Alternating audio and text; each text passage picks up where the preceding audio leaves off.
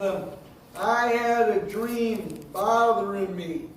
Tell me what the dream is first, and then interpret it for me. And all the wise men who look at stars or throw bones looking, or different palm reading, all these different kind of guys. They said, well, you can't do that. You have to tell us the dream first, and we will interpret it for you. And he said, no, if you were truly power of God, you should know my dream. And they complained and so he told them that if they can't tell him what the dream is, he was going to kill all the wise men and their families. So they started going out killing them. Now Daniel and the other Jewish leaders were not in the court that day. But they sent a man to kill them because nobody can interpret the dream. Well, Daniel talked to the man that came to kill him and said, pray about it. And he says, wait a minute, before you kill me, give me a chance to tell the dream and interpret. Because, God gave Daniel, when the first chapter we were talking, that he refused to eat food that was sacrificed to the king, that he would only eat the vegetables, different thing, and they said God gave him a gift for his faithfulness. And what was that gift? The ability to understand and interpret dreams and visions. And so, do not execute the wise men of Babylon. Take me to the king, bring me to the king, and I will interpret the dream for the king. Arioch brought Daniel to the king at once and said, I have found the man among the exiles. What does that mean? Well, Jews know exile means a country that you defeated and you took from that country. So they would beat many countries, not only Jews. But they would grab the young wise men from that country and bring them. Now they're saying, this man, and he was from Jerusalem, he is an exile. I mean, he's from another country. And he said he can interpret the dream. Now this guy's taking a chance. You know why? Because he brought him to the king. If Daniel lied or couldn't interpret, they'd kill that man for bringing him also. So they had to. And he said, from Judah, who can tell the king what his dream means?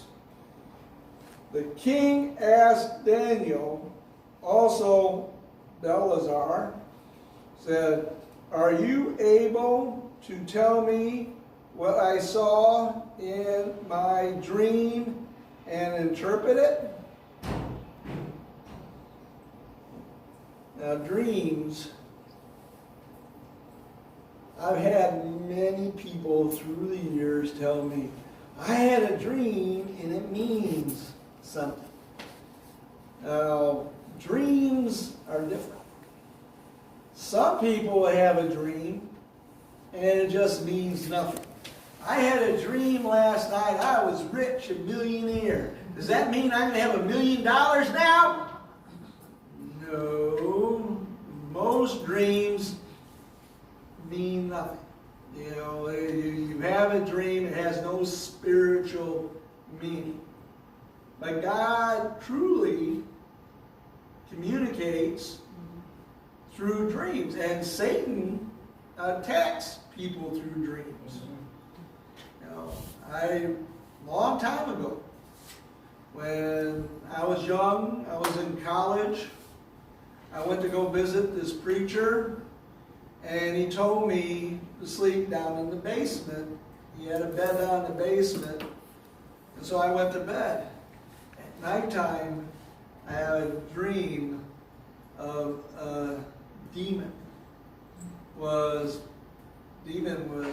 coming toward me. He had a black cape on him, and he started to attack me. In my dream, I told him, in the name of Jesus Christ, get out. And immediately he was gone.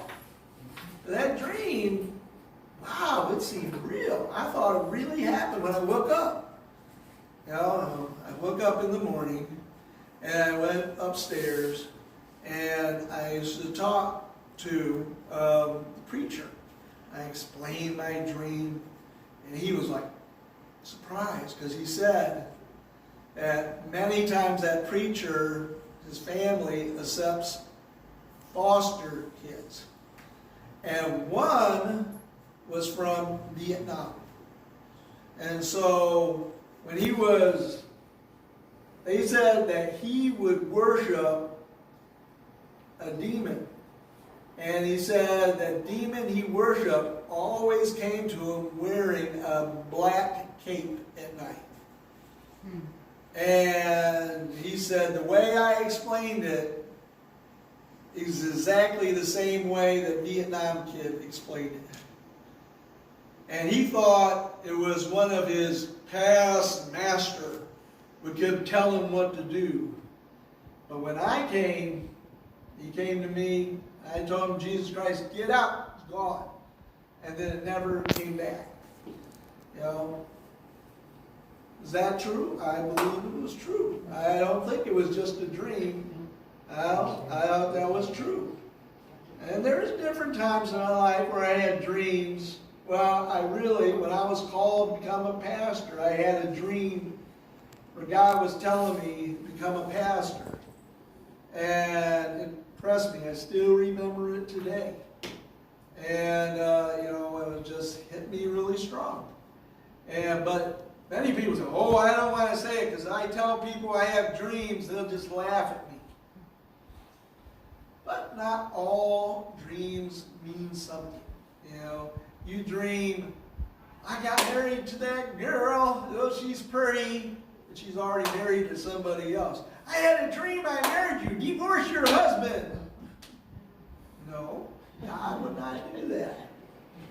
But there are people that believe that. So dreams can mean something.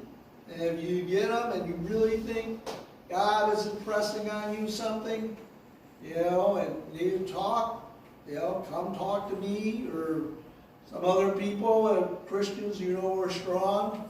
Explain. I remember one woman, she told me she kept having bad dreams would scare her at night. That like demons would come at her at night and she'd wake up all scared and sweating. And I told her, in your dream, stand for Jesus Christ. Does not mean you're under control of the demon. So say, in the name of Jesus Christ, get out. And she started doing that. She was surprised she could do that. And then they stopped. If I would have said, oh, they're just bad dreams, just ignore them, it would have gotten worse, worse, worse. From a long time ago, still today, dreams can tell people things, but also they could mean nothing. So it's just really when God communicates to you or Satan attacks you, you know the difference. So just wait and see. All right, Daniel answered, no wise man, enchanter, that means like a sorcerer or a magician or divinator. All right, these people get involved with black magic, with Satan worship, these kind of things that think, astrologers and all that, they're not of God. And he said, can explain to the king the mystery he asked about. But there is a God in heaven who reveals mysteries, and he has shown King Nebuchadnezzar what will happen in the days to come. Your dream and your visions that passed through your mind as they were laying in bed are these.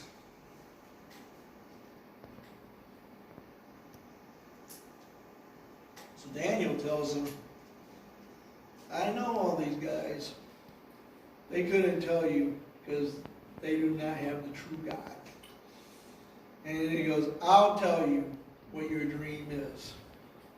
And he said, as your majesty is lying there, in your mind, you turn to things to come. And the revealer of mysteries showed you what is going to happen. As for me, this mystery has been shown to me, not because I have greater wisdom than anyone else alive, but so that the magistrate may know the interpretation, and that you may understand what went through your mind. Basically he's saying, doesn't make me wiser than all these other guys. It's because I'm paying attention to God. God shows me, and I can tell you the truth because God shows me.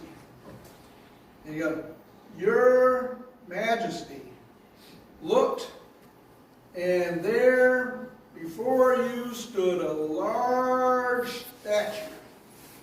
And he said, an enormous, dazzling statue. Awesome. It said, in appearance, the head of the statue, the statue was made of true, pure gold. The chest and the arms were silver. The belly and the thighs were of bronze. The legs of iron. And the feet partly of iron and partly of baked clay. While you were watching, a rock came cut out, but not of human hand. So there's a big rock like a ball. It wasn't a regular rock where you would see, rocks, they're not circle.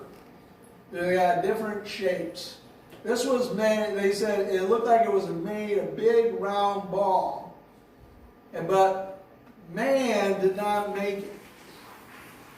And he said that it struck the statue on its feet, and iron and clay mashed them. Then the iron, the clay, the bronze, the silver, gold were all broken into many pieces that became like chaff on the threshing floor in the summer. So they're saying wheat, little pieces on the floor, like almost like dust. This ball